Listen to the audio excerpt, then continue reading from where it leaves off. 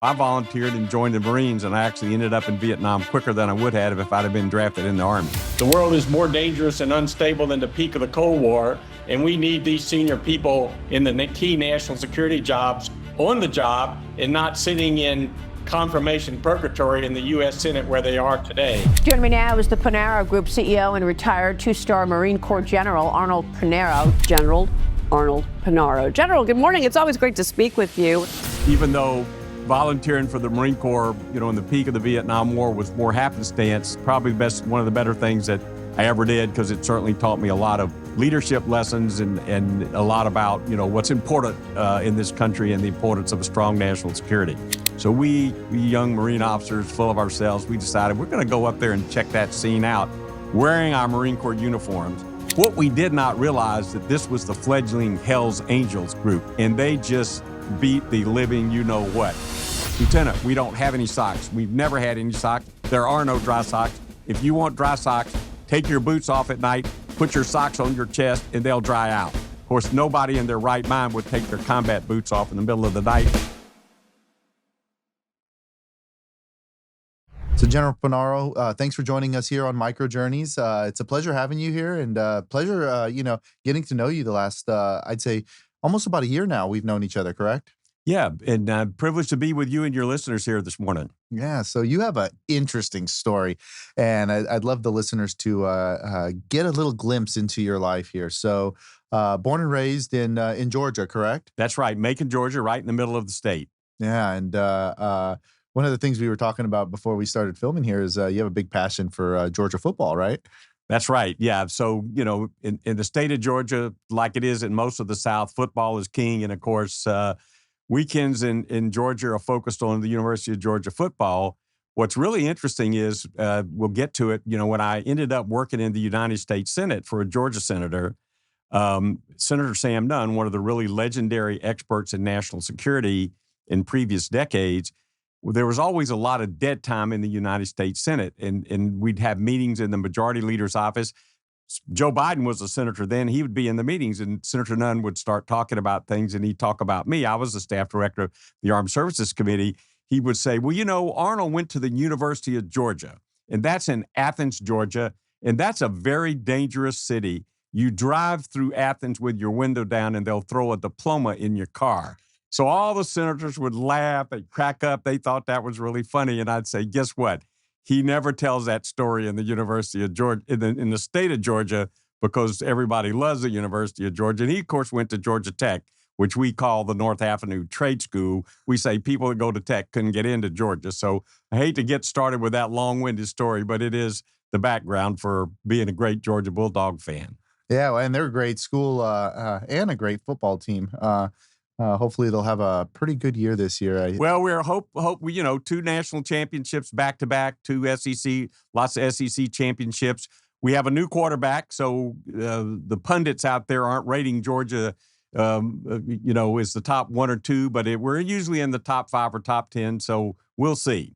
Yeah. So after you finished up with your academic stint, you took a small period of time over in Alabama, and then came back over to Georgia and finished up your school at the University of Georgia, correct? That's correct. I was basically going to college in the peak of the Vietnam War. The Vietnam War was extremely unpopular at home, as you well know, and as maybe hopefully some of your listeners know, and a lot of protests. And I graduated in '68, which was the peak year for the draft for Vietnam. And my father, who'd been in the United States Army in World War II, he'd been in Patton's Army in the race across France to get to Germany, says, well, Arnold, you don't want to get drafted because you'll end up going in the Army and having to go to Vietnam, and war is hell.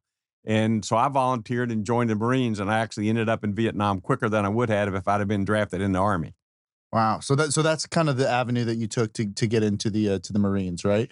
Yeah, because 1968 was the peak year of the draft. And so, the lady that ran our draft board was named Mrs. Beasley.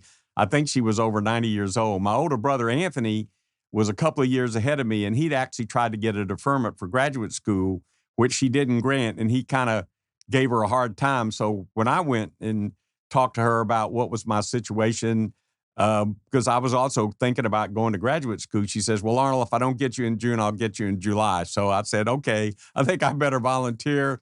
The Marine recruiter at the time was a Major Jim Way was his name. And I learned a lot then about how recruiters play a lot of tricks. So at the time, the Air Force and the Navy were looking for pilots, and pilots basically was a 6-year commitment. Plus, it was pretty tough technical test, to be a pilot. So I didn't want to do 6 years. Other commissioning things we were told were 4 years. Jim Ray told us, we were a bunch of my buddies. We were looking at our options because we were all going to be drafted. He says, "Hey, it's 2 years. 2 years is all, and you'll be a second lieutenant."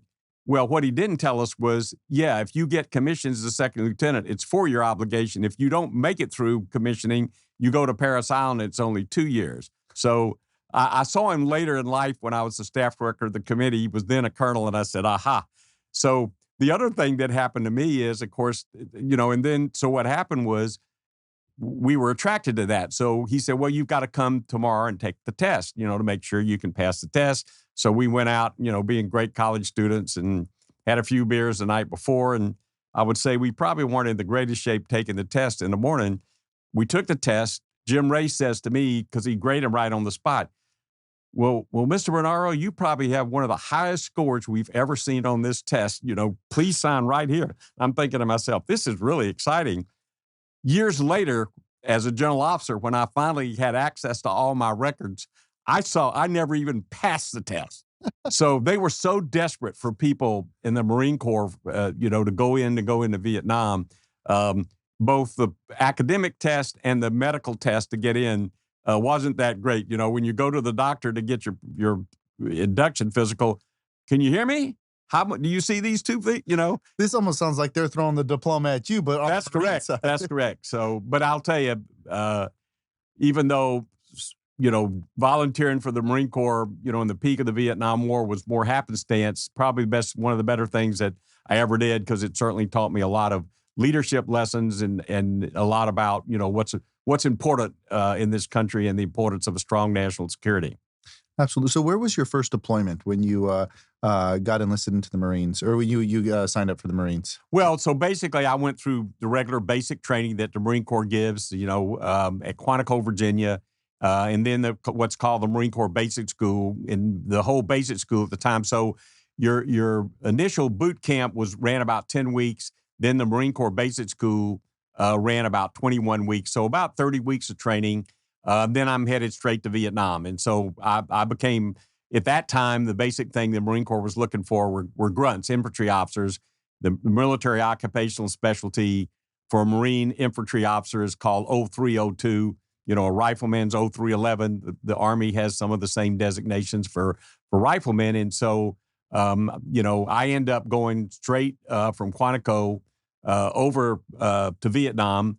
We flew out of our cadre that we went over after we finished our training. We were flying over out of San Francisco. There's an Air Force base north of San Francisco. And so we ended up getting to San Francisco, me and a bunch of my other freshly minted second lieutenants from the Marine Corps Basic School, San Francisco. And that was the height of the hippie movement in that time. And in the area in San Francisco called Haight-Ashbury, that's where they all hung out. So we young Marine officers, full of ourselves, we decided we're going to go up there and check that scene out, wearing our Marine Corps uniforms. And we get up there and we see, these people kind of down a dark alley wearing these black leather jackets. And we figure, okay, we'll go check these guys out and let them know something about the United States Marine Corps.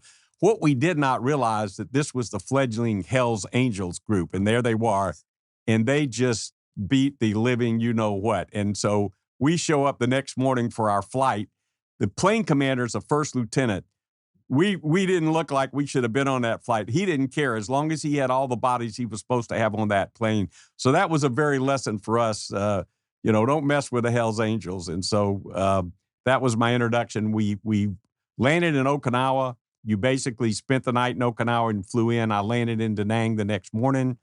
At the Da Nang airport, I was told I had to check in with I was going to be assigned to the 7th Marine Regiment. You have to check in with the colonel, the regimental commander, Colonel Gildo Cottaspati. I slept on the floor in some kind of hooch. The wrapped on his hatch the next morning at 07. Sir, Second Lieutenant Punaro reporting his orders, and here he is. The picture posts his Marine bird colonel, in a combat hooch.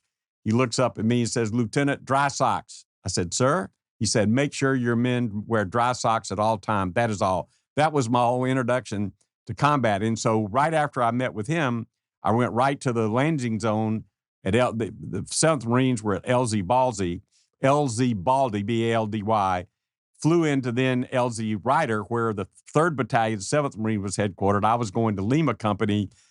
That took about, 13 minutes of a helicopter flight. I land, the company commander, Captain J.K. Van Riper, meets me and said, "Lieutenant, we're going in the field in 5 minutes. Go get your rifle and go get your, gear." So I go to the supply hooch, and the young Lance Corporal there, first thing I say is, "Lance Corporal, I need a lot of dry socks." He looks at me and says, "Lieutenant, there are no dry socks." I said, "Wait a minute. Colonel Cottaspati, the regimental commander, said, make sure my men wear dry socks at all times."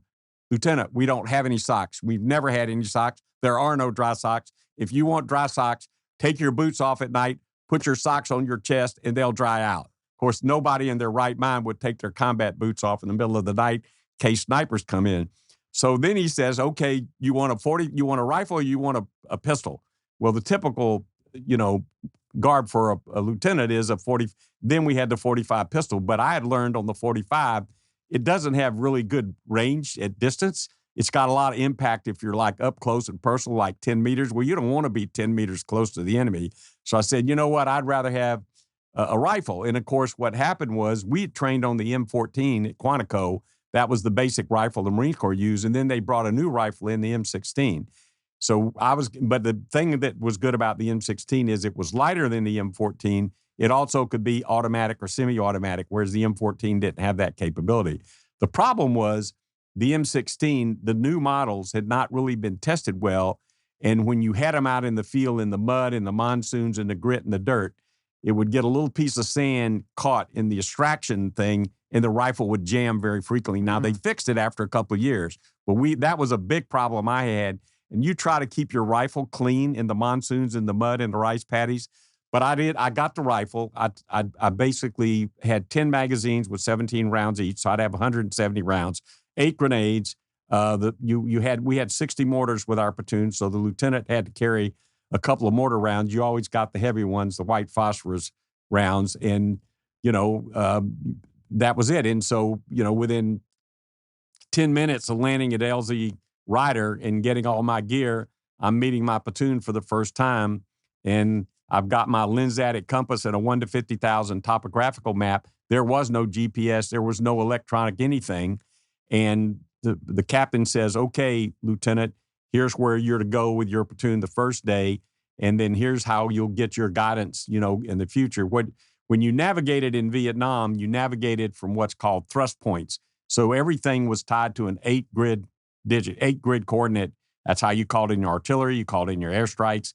And, they would say, "Okay, here's where you start." And rather than giving you any kind of commands over the radio where the enemy could figure out where you're going, you knew where your starting point was. They call that a thrust point. Then they say, "Go up 3.5 clicks, right 2.5 clicks." You look on the map, figure out how to get there. So that was the basic. And we had the PRC 25 radio, lousy radio, had no range, didn't work in the mountains, had a whip antenna.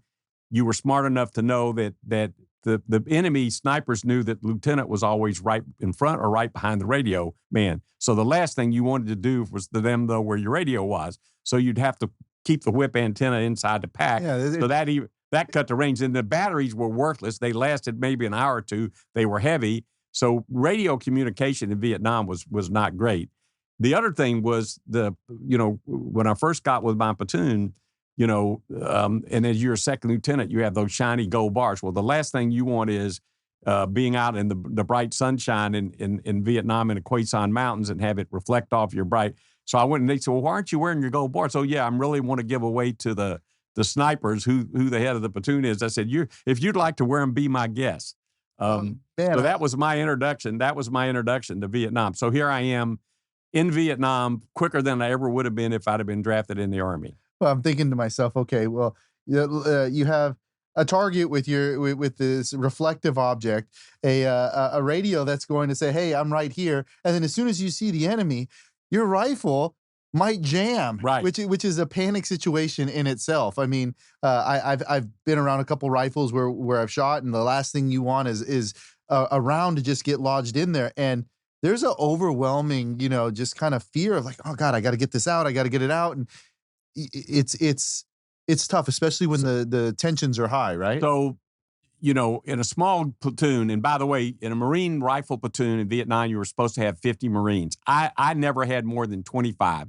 You were supposed to have a sergeant. I never had a sergeant the whole time I was in Vietnam. The numbers were just not there because of the draft and just other reasons. But your point man, and you're moving in a fire team, your point man is your most important man because he's going to be the first one. So I would make sure whoever's going to be point that day as we moved. And we moved every day. We never stayed in the same position more than one day. You couldn't do that in Vietnam because the enemy could figure out where you are. So my company commander, we moved every day. I would make the point man fire his rifle before we started marching in the morning to make sure his rifle was working. So you want the first guy that's going to be the first contact with the enemy. You don't want that rifle jammed. And basically, the life of a rifleman in combat, pretty basic. I mean, you got up before dawn, usually, or, at least by 0500, because you wanted to be moving before the enemy had a chance to figure out where you are. You would move through the triple canopy jungle or move through the mountains or wherever. And then right after early afternoon, you'd stop for your nighttime position because you'd have to dig in and dig your foxholes. Digging a foxhole is not easy. And you've got to have that. And then you've got to set out your fires to protect your CP, get your nighttime patrol ready because you're going to send out an ambush. Our mission was to basically interdict the supplies brought by the Chinese from China through the north to the south on the Ho Chi Minh Trail. So our whole little mission was interdict the Ho Chi Minh Trail. I made the suggestion one time. I said, well, why don't we stop the Chinese up in the north before they get here, before we have to kind of engage with them? Lieutenant, we don't do that. Just do your job. So, my great suggestion about attacking in the north didn't go over too well. But basically, as a lieutenant in the jungle, you had to move up front with the point man because if you didn't, they were going to get lost. So typically, the first fire team is going to have the point man, the right behind him, the point man. Then I would always be the third person, and my radio man would be behind me. So I was always moving in the front because if you didn't, your team was going to get lost. And so I don't know, maybe it was something that just a basic knack. I was really good at navigating and land nav and knowing how to get from point A to point B. So many of the lieutenants got lost. We ended up always moving point for our battalion because the battalion commander, our company commander, had a lot of confidence in my platoon. So we were always kind of out in front of the formation. So that was, pretty interesting in and of itself. But basically, it was either blazing hot or blazing or wet. Rice paddies, triple canopy jungle. You have to hack yourself through the thing with machetes. We were supposed to get resupplied every 3 days. We had the World War II sea rats. They came in those olive drab cans. Basically, most of them sea rat meals were inedible. We did not have heat tabs to heat our meals or heat our coffee. So we had C4 plastic explosive that was used to blow up tunnels and things like that. So we would take a pinch of the C4 and use it to heat our meals. Now, that was a little dangerous in itself because the stuff could explode. And we used a lot of C4. And I remember my company commander, J.K. Van Riper, one of the legendary Van Riper twins in the Marine Corps, saying, well, Lieutenant Punaro, your platoon uses a lot more C4 than some of the others. Well, sir, we're just blowing up a lot of tunnels. We've seen a lot of tunnels on our watch. But you had to be really careful. But I mean, it was a pretty miserable existence day to day. The interesting thing was, after a while, after you sort of got used to it, you didn't think about what bad could happen to you. You always want to run scared, and you always want to make sure you're taking care of your troops. But at some point, you sort of get into a day-to-day rhythm, and the last thing you worry about is oh, well, I'm going to get shot today, because you've got so many responsibilities and such a responsibility to take care of your troops. Well, the circling back, one of the things that really caught me was the heat pack piece. Yeah. Today's, standard MREs, they have, all that stuff kind of in one little bag here, and you're having to make a makeshift kind of situation. I mean, it's not a gourmet meal now with the MREs, but I mean, there's a lot of stuff in there that makes life easy. So you're taking pieces of explosive to heat up all of your meals just so you can exist. By the way, you got to dig a foxhole later today. Yep. You're just always on the move. It's the next. And the other thing is, typically the school solution is with a 50-person platoon, you have four men foxholes. So one person is alert and the other three are sleeping. That's the way it's supposed to work.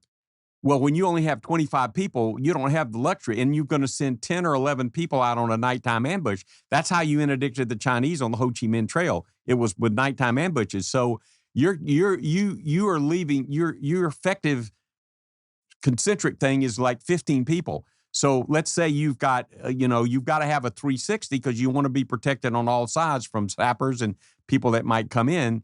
So, you're basically lucky if you have a two-man foxhole, and you're pretty tired. And so one of the challenges I had early on was Marines falling asleep on their watch. And if you're the lieutenant, you're supposed to get up, and I would get up, not that I slept very much, every 2 hours to make sure people were awake in their foxhole. And we had this one Lance Corporal that was a big sleeper, and finally I figured out I got to change this, and I got to change the dynamic in the platoon. So I basically sent him out the next night on what's called your listening post, which is in front of your whole formation. It's out there. You've got claymore mines that are facing the enemy, where the enemy might come, that you could detonate.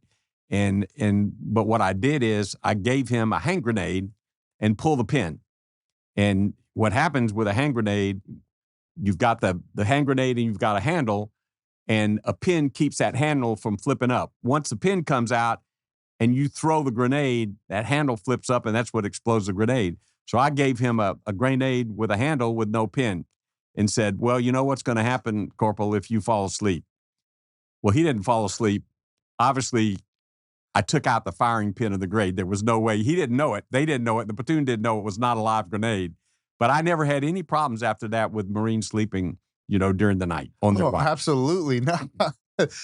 So with your deployment out there, is there a particular conflict that you remember the most? And I'm kind of leading in a little bit here with the question, but I'd like you to kind of explain. Well, yeah, obviously, the year I was there was one of the highest casualty years that we had in Vietnam, unfortunately. So we were used to a lot of pretty intense firefights. The average lifespan of a second lieutenant in the Marine Corps in that period was about 5 weeks. And I had one Lieutenant Deal, that was going to be the supply officer for 3-7. They sent him out to be with my platoon just to kind of get a feel for what's in the field. And we had a mortar attack. And in mortars, when you get a mortar attack, you get as low as you can. You get behind a rock. You jump into a foxhole. When the mortar started incoming, you yell incoming. Everybody gets down. Fortunately, we were in a place where we'd already dug our foxhole. So we're in a foxhole way down. He decides to stand up and see what's happening. And sure enough, a mortar hit right in front of us. So it can happen. Bad things happen. But so I was there, got there in August. January 4th, 1970, I would have been the platoon commander for close to 5 months. Probably was going to end up being a company commander. I was like the senior second lieutenant in my battalion at the 5-month period, to show you. And so the day before, on January 3rd, 1970, we had found some concentrations of enemy equipment and things that you normally don't see, that kind of gave us a feeling, oh, holy smokes, this looks like the enemy is preparing something in our area. We got to figure out what it is. So we had captured an anti-aircraft gun. We'd had a pretty intense firefight the day before. So the regimental commander, Colonel Cottaspati, decided to come out and be with my company commander, to kind of oversee what was going to be the operation the next day, to try to figure out what was going on. So so the Lieutenant Eric Chase, who had just come in November, had 3rd platoon. I had 1st platoon. He got in a firefight early that morning and got wounded, and they put it so he got medevac. So they put his 3rd platoon under my platoon, 1st platoon, and we got orders. Thrust point. Not okay, Lieutenant. Here's where we need you to go to figure out what's going on. And I look at it, and I look at the map, and basically it was very clear to me this was a very, very bad tactical decision, because they were going to move us in a draw with high ground on either side, which is just perfect for an ambush. So I kind of sent code word back, to my company commander, be advised, this route will take us into, and there was a code name we used for ambush. So he got it. He knew it. There was about a maybe 20, 30-second delay. He comes back and says, the call sign for Lima Company's commander, Captain Van Riper, is Lima 6 actual. So he's the Lima 6, which is the senior guy in Lima Company. He's the actual. You're talking to him. 1st platoon, I'm Lima 1 actual. Okay. So that's my call sign. The call sign for the regimental commander of the 7th Marines was Grim Reaper. That was the name he used. So my company commander, Lieutenant, or Lima 1 actual, this is Lima 6 actual, over. Roger, sir. Grim Reaper 6 says move to contact. So he was basically overruling my tactical judgment on the ground and telling me to go to where I was ordered to go. I thought to myself, holy smokes, this is not a very good decision. Typically in the bush, you move very close together, because if you don't, people get lost because you can't see much in front of you. I thought to myself, and I had 3rd platoon with me, so I had double the number we normally would have. I said, you know what? I'm going to spread everybody out, because if something bad happens, and I hope it doesn't, if we move in our normal fashion, we'll be too concentrated. So, I had my point man, the backup point man, then I was in the 3rd position like I always am. And my radio man was behind me. So we spread everybody out. We started moving to contact. Sure enough, the terrain was as inhospitable as I thought it was going to be, with the high ground and everything. And then all of a sudden, we hear the shots. We start getting in the firefight. And my corpsman, who was, further back, had gotten wounded and knocked out into a stream. And so, after a lot of kind of noise and everything and the signals we give, I get out there to try to give him first aid.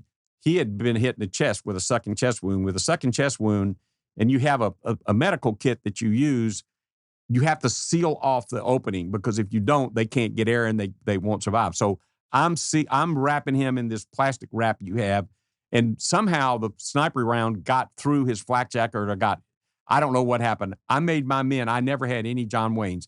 Our steel helmet was buckled at all times. Your flak jacket was zipped at all times. I never allowed John Wayne. So I'm giving him first aid. John Wayne taking off the helmet. Well, you see all these pictures of guys with their helmets unbuckled and their flak jackets are open and bush hats and stuff. We never had that in my platoon. Okay. And so the corpsman was, and so then all of a sudden I get hit in the back, and the impact was so strong it knocked me kind of downstream, but it also the impact was so hard, it knocked my helmet off, even though it was buckled, and it knocked my rifle out of my hand that went flying down range. So you're 2 times disabled now. You don't have your rifle, and you've gotten hit in the back. Well, and my first thought was, and the good news was I'd fixed my corpsman, and they were pulling him to safety when I got hit. The first thing I thought about, oh my God, I'm going to have to do a lot of paperwork for losing that damn rifle. And then the bullets were still whacking all around me, because the sniper had obviously, and by the way, we had thought initially they were, in front of us. Well, obviously when I got in the back, they were behind. So after, a couple of seconds there, I got my radio man and said, tell the skipper, the different coordinates where they are. All that was happening in real time. And then I'm out there fairly exposed, trying to figure out, where to move and everything, at the same time trying to coordinate the response of our platoon, get everybody turned in a different direction and get the artillery on the high ground on the right side of the ridge, not on the other side of the ridge. I hear this noise, these boots come pounding down, and this young Marine corporal from 3rd Platoon, Roy Hammons, who'd been in the bush for over 12 and a half months, and he'd be going home to Texas in 2 weeks, came out to help me. And unfortunately, he got between me and the sniper, and he got hit by the sniper bullets that were aimed at me and fell on top of me. And I kind of said, hey, we got to get out of here. We got to get out of here.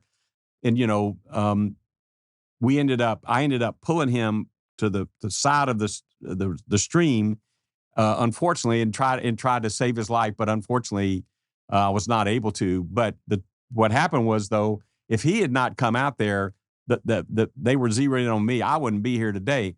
So I've taken my grandkids down to the Vietnam Wall so they can see his name and tell them, if it hadn't been for Corporal Roy Hammons and what he did, sacrificing his own life for a fellow Marine, he didn't even know me. He wasn't even in my platoon, I wouldn't be here today. And so, every day that I get up, I thank Roy Hammons for basically giving me. And so I feel I'm an intense person because I feel like I've been given, an opportunity to try to do something useful by somebody. He was 20, he wasn't even 21 years old. So Roy didn't know you at all. Didn't know me at all. Here's a Marine. He was in a totally safe position. He had no reason to come out and expose himself, but he wanted to come out and help a fellow Marine. He didn't know I was a second lieutenant. And so what happened then was I did get him pulled over to the side. I tried to save him. I couldn't. But we had other wounded and we had other killed in action. And we tried to medevac our people, but the helicopters got shot down trying to medevac us because the firefight was so intense. We even dropped what we call a Neil Robertson, which is the helicopter doesn't land, but it hovers and it drops a thing down you've seen that the Coast Guard used to rescue people from flood. It's called a Neil Robertson. Though that helicopter got shot down. So I said, hey, and I didn't tell the company commander I'd been wounded. I said, we're going to have to get to a safe position so we can medevac people. So we had to fight our way up the mountain an entire day. And so I had 1st Platoon and 3rd Platoon and carry people out. And so we finally got to the top of the mountain after a pretty long firefight during that day. And I wanted to make sure, all my men were safe. And I wanted to make sure all the people, that were wounded got medevac first. And then finally, I went out with Corporal Hammons on the last chopper. That was the day that certainly I remember, from Vietnam. It's interesting that you say that, after that day, it gave you a different sense of purpose, as though, like you said, very intense because you know that there's more that you're going to be bringing to the table for life as a whole, right? Right. And so slightly pivoting over to post, or I guess during your reserve time here in the Marines, you mentioned it at the very beginning that you had the benefit of supporting some people in Congress that were over in Georgia.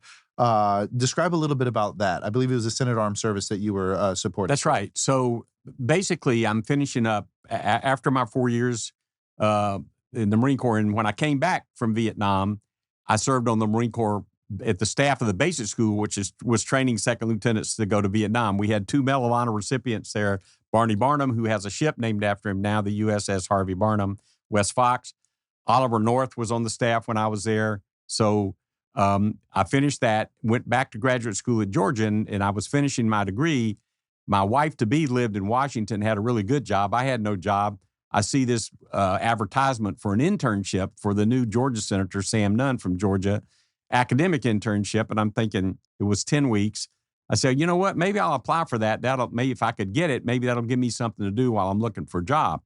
So I ended up getting it and being on the staff, and they decided to offer, after I was there, for 10 weeks, they offered me a job, and I was there 24 years and kind of moved up through the system as he did, and ultimately became the staff director of the Senate Armed Services Committee, the committee that's responsible for making sure we have everything our military needs, personnel, equipment, intelligence, things of that nature. So long career in the Senate, working for Senator Nunn, who became one of the most respected and knowledgeable experts on national security, working with John Warner from Virginia, John Glenn, John McCain, legendary people were on our committee there at the time when Bob Dole, another just great World War II vet, was in the Senate. So I was very fortunate. I was working in the Senate and working with a a committee that basically had some of the more legendary people that had served in World War II, Korea, and Vietnam.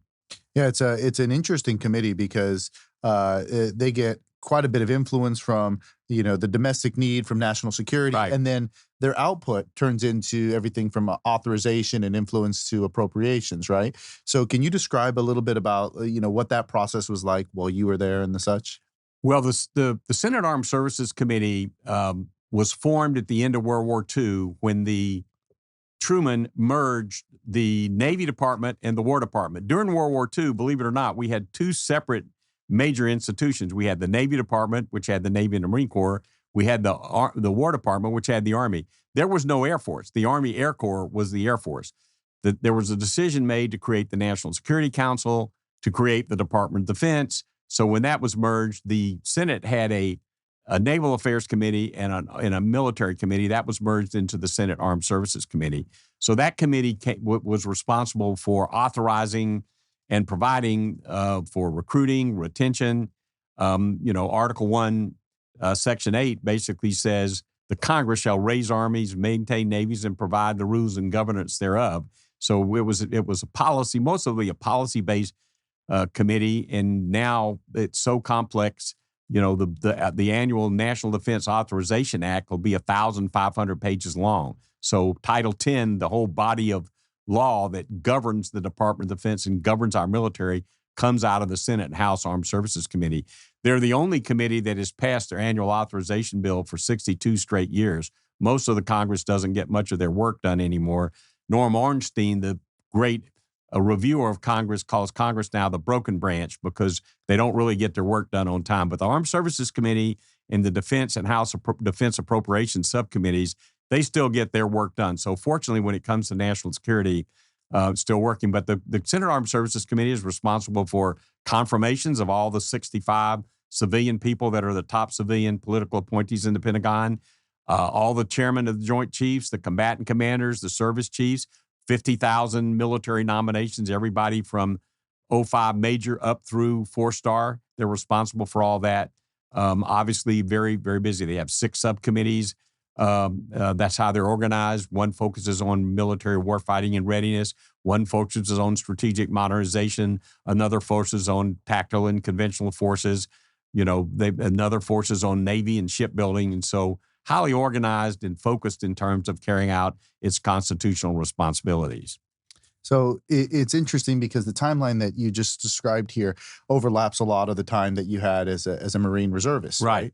And so, how did you juggle the time with the Senate Armed Service Committee and conflicts that happened around the world? There was a number of conflicts that you were asked to go back into while you were serving there. So how did you juggle? Well, fortunately, because the Senate Armed Services Committee was very supportive of our Guard and Reserve components, and by the way, the Guard and Reserve are a true bargain for the taxpayer because roughly to own and operate the Guard and Reserve, which is over 880,000 members of the Guard and Reserve today, it's 25% of the cost of the active duty forces. So it's a true bargain for the taxpayers. And so you're in the reserve, and certainly the Armed Services Committee and certainly my boss, Senator Nunn, understood, hey, you're in the reserves, and if something comes up and you need to be mobilized, you're going to have to be called up. So he was fortunately very supportive of my reserve service, not only because he knew that it was very important to me, but also it kept me in touch with what I call the deck plates of the military out there kicking the tires. You kind of know what's really going on, whereas in the Pentagon at the higher levels, they have what I call the thermal layer. You think they're well informed, but everything doesn't always get to the top. Same thing in the Armed Services Committee. So being able to be out there and kind of being out there with the troops, you get a really good feel for what's really going on. But I was fortunate to be mobilized as a reservist on three major occasions for Desert Shield, Desert Storm. I also had the opportunity to command Joint Task Force Provide Promise when we were basically fighting the Serbs in the former Yugoslavia. And then after 9/11, as a 2-star and head of the Marine Corps Reserve, I was mobilized to run the Marine Corps Reserve and have the largest mobilization of the Marine Corps Reserve. And, we met, I remember right after 9/11, George Bush, who was then president, came over and met with all the heads of the reserve components. So I'm in that meeting, and, it ended up being a fairly famous meeting, not because we were in it, but after he met with the heads of the Guard and Reserve, and he said, look, I'm going to have to call up the Guard and Reserve. as a governor, he really understood the nature of the Guard and Reserve. And he said, I want to make sure you keep the employers fully informed. I want to make sure you keep the families fully informed. And he went around to each of us, how's it going to work in your service, et cetera, et cetera.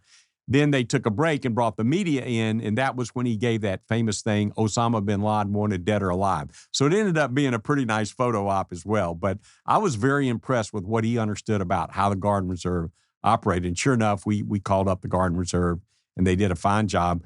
We had, after 9/11, we've had over, I ended up, after retiring from the Marine Corps and staying engaged, both with the Pentagon and on the Hill and in the business world, Secretary of Defense Leon Panetta asked me to chair the Secretary of Defense's Reserve Forces Policy Board, which I started in 2011, and 6 successive secretaries of defense and all administrations kept me on. So I chaired that for 12 years and was very much in touch. We had over 1 million members of the Guard and Reserve mobilized since 9/11. And they're mobilized today for many things. They were mobilized during COVID. If you go out and look what happened during COVID, it was the Guard and Reserve that went out and set up the stations and set up a lot of those things and activities. The Guard and Reserve had a lot to do with distribution of the COVID vaccine. So again, and of course, some of it's controversial to some people. We see our military on the border, closing the border. We see our military, in law enforcement. Some people may think, that's kind of outside the norm. I remember as a first lieutenant at Quantico, one of my additional duties, I had the riot troops, because they were the ones that help us train my second lieutenants when we had the big protest of the Vietnam War. And we actually had a machine gun position on the steps of the United States Senate from Quantico. And so, to me, having our military involved in domestic issues is not that unusual. Interesting. Now, how did the reserves work with the National Guard? What's the dynamic there? So the National Guard is under the control of the governors. So the governors are the commander-in-chief of their National Guard. It's done by the state. And there are 3 categories of duty for the National Guard. State active duty, Title 36, which is a little bit more mobilized, but still under the command of the governor. And then if you're going to federalize them, you bring them in Title 10, and then they have the same status as the active duty troops. The reserves only have 2 statuses. Either you're in the reserves or you're mobilized in your Title 10 active duty. So they don't have the state active duty like the Guard has. Our federal reservists cannot be involved in law enforcement, but our National Guard can. So that's why you see the National Guard more involved. But the National Guard, is there to basically help at home with natural disasters and man-made disasters. The Title 10 reserves are mostly focused on overseas combat. Got it. Okay. But the Guard also serves overseas. I mean, the Guard has served with great distinction, during all of our recent conflicts overseas. Interesting. Okay. So after you finished up with the reserves, you mentioned that you had been promoted to 2-star general.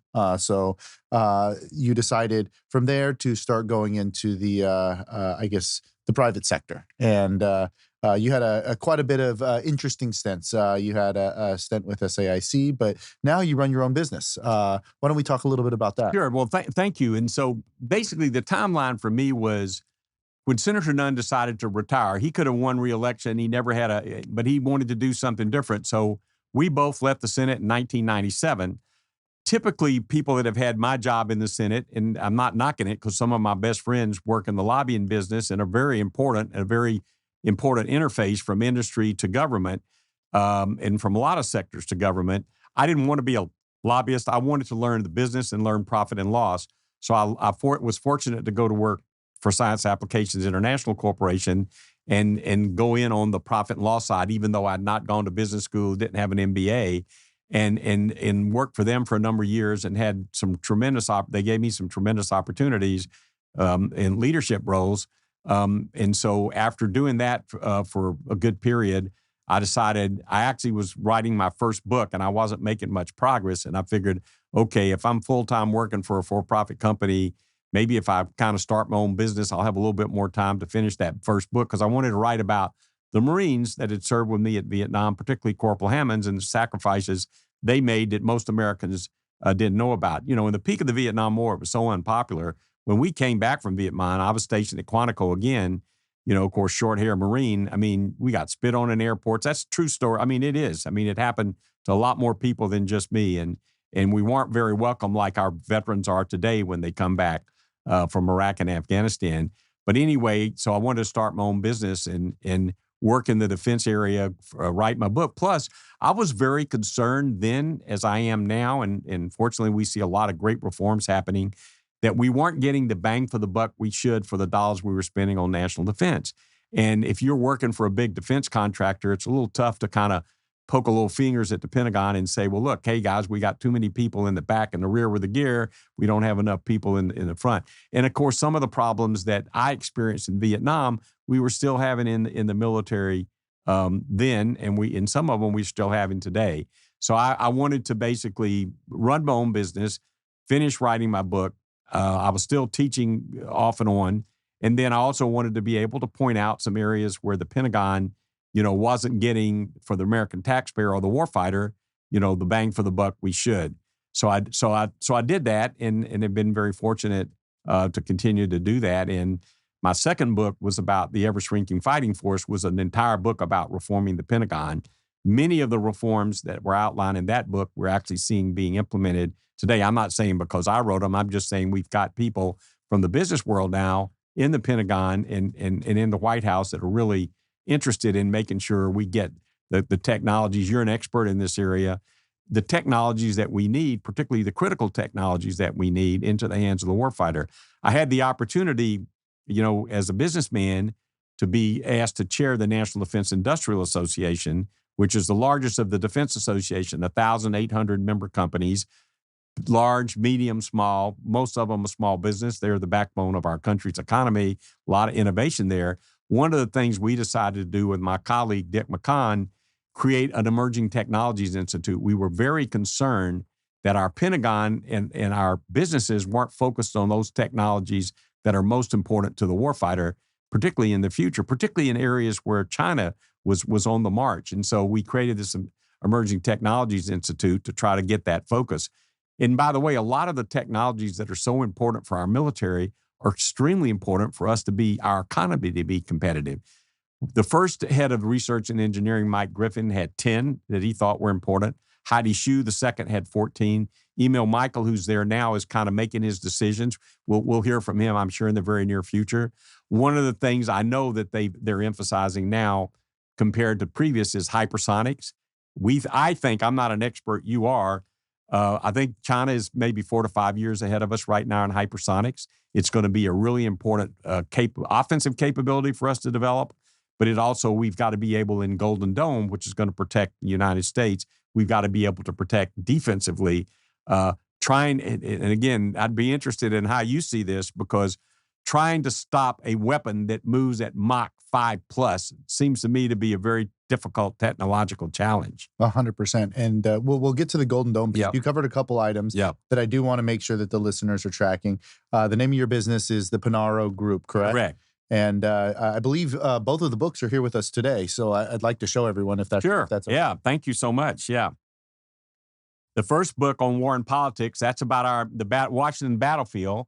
That's about our young Marines, about my Senate career and business career. And they also have a lot of lessons learned at the end that I hope people, one is, lead from the front. Two, be willing to take a bullet, meaning not a real bullet, but make a hard decision. Two, the next vote is always the most important vote. People don't remember that in Washington. The person that might be your biggest enemy on an issue now could be your biggest ally on the next vote. So that's why I say the next vote's always the most important. Another one of them is, follow your moral compass. My compass helped me and my Marines in Vietnam, but it's important for people to have and take the long view. You can't fix everything overnight in a week or a month. Make sure you're making decisions that are important. The decisions we make today are going to affect the capabilities that a warfighting combatant commander has 5 to 10 years from now. So that's my first book. By the way, not that I make a lot of profits on my book, but any profits I make on any of my books, I give to the Marine Corps Scholarship Foundation. I don't take a nickel in profit from any of my books. And then this is the second book, correct? Well, this is actually the third book. I couldn't find a copy of my second book, The Ever-Shrinking Fighting Force, but this is the one that just came out. It's called If Confirmed, An Insider's View of the national security confirmation process, certainly very much in the news right now. This is all about, we need the very best people to serve in government. And this book basically tries to encourage people to serve in government, shows them how they can be more successful in the Senate confirmation process, which is currently broken right now. And also, for the military, it also has a lot of chapters about the military confirmation process. And so, again, right now, we have 65 presidentially appointed Senate-confirmed individual Department of Defense, from the Secretary of Defense to the Deputy Secretary of Defense, the service secretaries, the undersecretaries, assistant secretaries. And this administration has a better track record than any I've seen in decades. They've picked and named 55 of the 65 here at the 6.5-month point, which is so far ahead of anybody else. The problem is we've only gotten 12 people actually confirmed, because of the way the process, the minority party in the Senate is slowing down, the process of getting these people confirmed. We have 14 individuals serving on the Senate executive calendar that are non-controversial, that could have been confirmed right away, but the minority is, because you have to get unanimous consent in the Senate to do anything, they're not granting it. So the majority leader has to file what we call cloture to bring the filibuster to a close. That takes 2 days to become eligible to vote on. Once you get cloture, then there's post-cloture debate time, which delays even further the vote. Then you have to vote on the nominee. And so what we're looking at now is a potential rule change in the Senate. I never thought I'd be in favor of this, but I'm certainly in favor of it now based on the intransigence, unprecedented blocking of these important national security nominations, to accelerate cloture, to be able to file cloture on more than one person at a time, and to be able to vote on more than one person at a time. I believe we're going to see that rule change coming up in the Senate in the September timeframe. And, it's unfortunate we've come to this, but we've got to get these good people. And these are really highly qualified people. In any other period, they would have been pushed through on a voice vote and unanimous consent. Yeah, there's a couple that are controversial, so they should get an up or down vote, but the vast majority of the national security ones are not. I'm not an expert on the federal, civil, or domestic nominees that have been in the press so much, so I don't comment on those. And you've been influential in a lot of the prep work for many of the people that have gone through this process. So when Bill Cohen was Secretary of Defense in '97, when I left the Senate, he actually wanted me to come work in the government. I said, hey, I've had to mortgage my house 3 times to put my kids through college. I need to go out and earn a little bit of a living. He said, well, how about helping us with our nominees? I said, sure, I'd be happy to, because I'd run the process for a long time. So I started doing that, and every successive administration, I do it on a nonpartisan basis. It's just totally above board. And so, I try to be as helpful. And the same thing with the committee, because new people come and go on the committee. They don't have a lot of understanding of some of the precedents. So I'll have the opportunity from time to time. They'll call me and say, Arnold, how did y'all handle this? And I say, well, here's how we did it. Maybe it wouldn't be the right thing to do now, but here's the background. So yes. And, with the current administration and the speed that they're operating at, I'm going to steal a quote that you mentioned. I think the first time that we were at a USTLC meeting, you said that this administration is operating at ready, fire, aim. And that's kind of how fast they're moving, right? Right. And so with that speed, it'd be interesting to see what your view is on kind of the future of the Defense Department, how the Defense Department is going. I know there's a set of priorities that the president and the administration have put forward. Would love to get some of your insight on that. Well, I think they have the right priorities, and I think they are moving at warp speed. And sometimes when you move at warp speed, you have to back up and say, oops, maybe we should have done this a little differently. But frankly, the reforms that I talk about in my book and others, I mean, I'm not the only one that has pushed defense reform. A lot of what we've argued for over the years, this administration is actually doing it. And that's not happened before.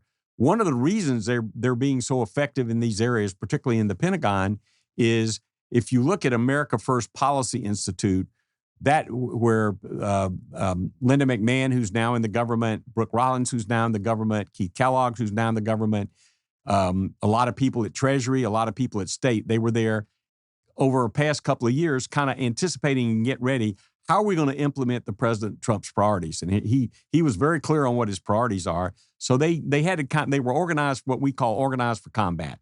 So if you look now at what's happening in terms of reform. Just yesterday or the day before, they announced a major revision to the Joint Requirements Oversight Council and the JCIDS process, which was this massive bureaucratic, process that just bogged everything down. They've kind of cleared the decks on that.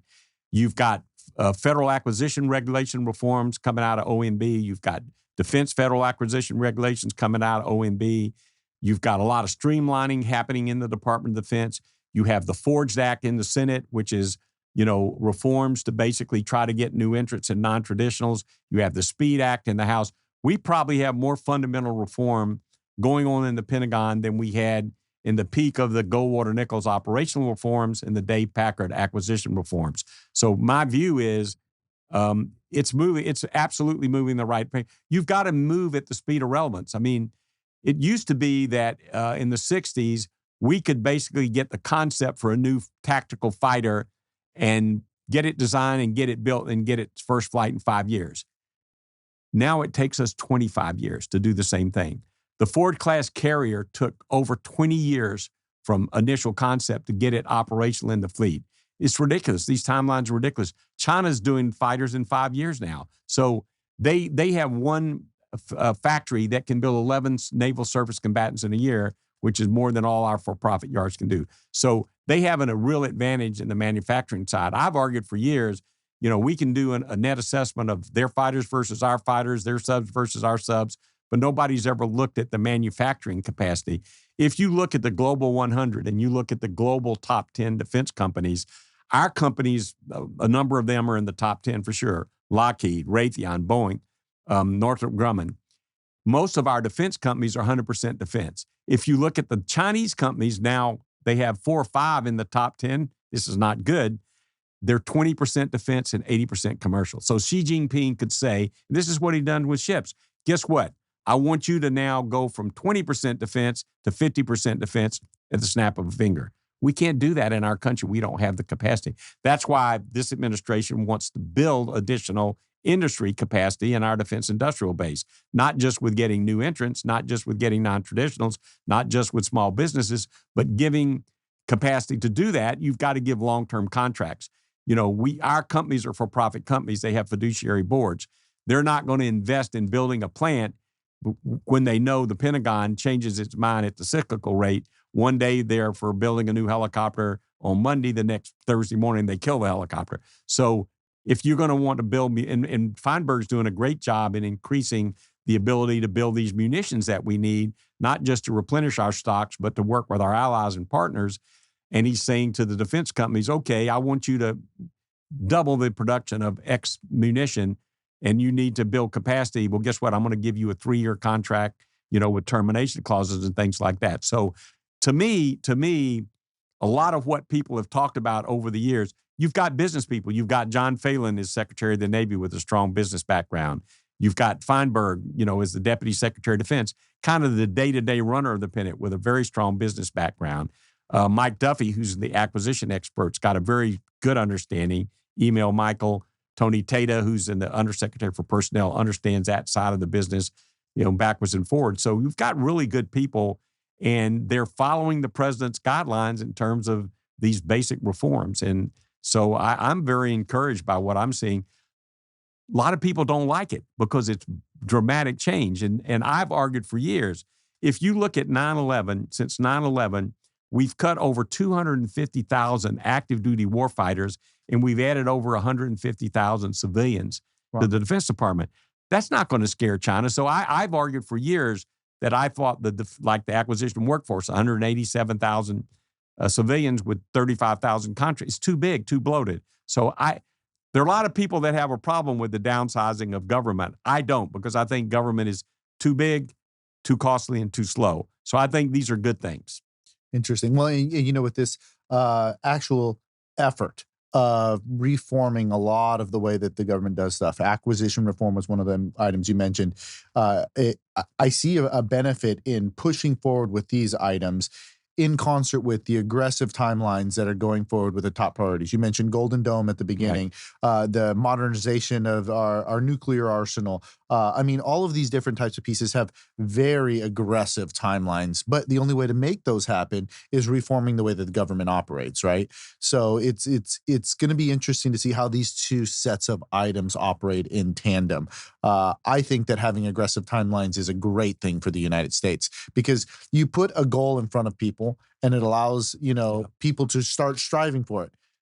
If we miss it by a month or two, so be it. But we still cut the timeline in half or a quarter or whatever the fraction is. You gave a little insight and a little teaser into one of the major priorities that the president has, which was Golden Dome. There's a variety of other ones. Any other the other priorities that really stick out in your mind as being a big one? Well, I would say, first of all, you're still on target with your comment on the timelines, because if you look at what our military said about China and Xi Jinping, oh, well, we need to be ready in 2045. Then they said, wait a minute, we need to be ready in 2035. Then they said, wait a minute, 2027. Look at Xi Jinping. Look at Belt and Road. Look at everything he said. He is doing everything he said he was going to do on the timelines he said he was going to do it. So we don't have the luxury of waiting 10, 15, 20 years for these capabilities. You want deterrence. I mean, we don't want to be in a war. Look, people say generals. Well, look, the people that hate war more than anything are the general officers that have been in the wars. That's the last thing we want. We want to deter conflict. To have credible deterrence, you've got to have the capabilities. That means you've got to have the men, the material, the weapons. It's got to be capable. It's got to be credible. Your adversaries have to believe it's credible, and they have to believe you'll use it if you need to use it. If they don't think you're ever going to use it, you don't have deterrence. And so the reason we're modernizing our nuclear weapons is you want strategic nuclear deterrence. The last thing you want, and so modernizing the ICBMs, modernizing the submarines, modernizing the bombers, modernizing the command and control, modernizing the warheads that go on these systems, extremely important to deter China and Russia, who are building their nuclear arsenal at the cyclical rate. And now you have North Korea's got nuclear capability.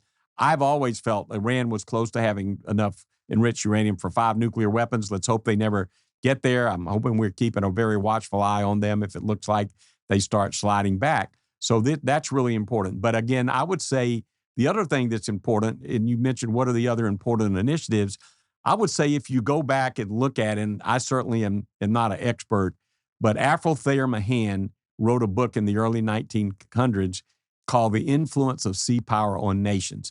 If you go back and read his initial chapters, what he said about the importance of keeping the sea lanes of commerce open, keeping freedom of navigation. Most of our economy is seaborne. Our economy would go in the toilet if we didn't have the capability to move our economy on the oceans. And on the oceans, are being increasingly challenged. So we've got to have an incredibly capable Navy, surface Navy, subsurface Navy, everything that goes with that. And so, and $5 trillion of the world economy goes through the South China Sea. So the notion that we would allow China to be able to shut down that sea lane is nonsense. The same thing happens in the Gulf of Oman, the Persian Gulf. We don't want Iran to shut down the flow of oil. Now, oil that's going to China, it wouldn't bother me if we shut that down. But basically, so you need a powerful Navy. So I would say and God bless the Congress, if you look at the FY25 continuing resolution, the reconciliation bill that came out of the 2 Armed Services Committee, the budget request for FY26, which will get approved here hopefully in September, there's over $100 billion in shipbuilding, meaning to modernize our Navy, because we had really, really fallen behind. John Phelan, the Secretary of the Navy, is looking at innovative ways to get ships faster and cheaper.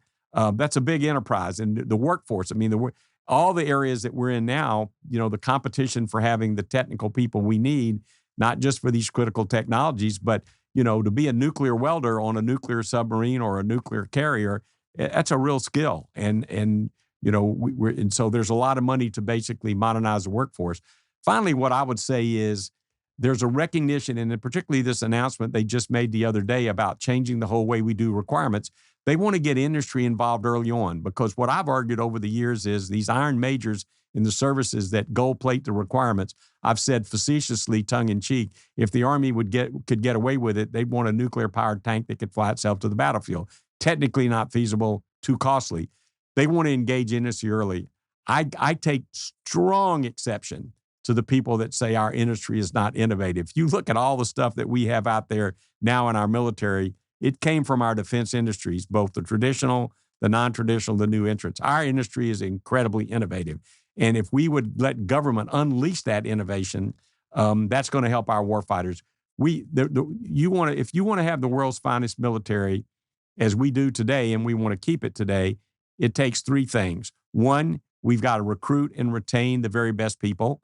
Two, you've got to give them realistic and constant training, even though peacetime training is dangerous. And three, and this is the most important thing, we want to give them the technology so they're never in a fair fight. The government builds nothing. All that technology comes from industry, and that's why companies and leadership like yourself and your colleagues is so important to be pushing and driving that technology, because you can recruit the best people, you can train them, but if they don't have the technology, they're not going to measure up against adversaries. China's got, I mean, I hate to say it, they still are intellectual property, and their stuff is pretty darn good now. Not always, not in every category, but we want to make sure we maintain our technological advantage. And people take a pride when they see it making a difference from a technological perspective. Last week, I was at NSWC Crane, and they were breaking ground on a new combined radiation effects facility. Yeah. And the passion from everyone, from the technicians to the people that were actually doing the testing, the speech that Admiral Wolf gave, it was incredible to see that, as you're describing, this deterrence piece, right? The shipbuilding piece. Well, there's supplemental pieces that make this ecosystem, work so that it is a deterrence. So there is a capability that the United States has that helps us to be set aside from all of our adversaries. So Crane is interesting because when I was running business development for SAIC, I suggested to our leadership, we ought to try to build a business in Crane, Indiana. That's a great outfit up there, and they can do a lot of good. And so we started that years and years ago. And we have two, Jim Banks, the new senator from Indiana, Todd Young. We've got two great senators that are extremely supported, and we've got a hypersonics center up there. Now, I'm not tied in with SAIC or doing business. I don't do any government contracting, so I don't make money off the government. But Crane is a fabulous place. And by the way, we're building hypersonic wind tunnels at Purdue and hypersonic wind tunnels at Notre Dame. By the way, let me make for the record, in 2017 and 2019, the University of Georgia beat Notre Dame, both at Notre Dame and home in Stanford Stadium. So I want to get that on the record. But Crane, Indiana, these places, in the people that work there, and the dedication of the civilians, the dedication of the military, the dedication of our contractors is second to none. I get so upset when people criticize government and what they do, when you look at how hard they work each and every day to make sure our warfighters have the technology that they need. It's tireless work, and I'm thankful to get reminded when I go to facilities like this that there is that passion, and it resonates exactly with what you just described here. So what we'll do is we'll make sure that in our show notes that we put your books in there, so that way people can go ahead and see them and check them out. I will absolutely be reading these. So General Punaro, this was great. Thank you so much for joining us here. Well, it's such a privilege to be with you and your listeners. Great privilege.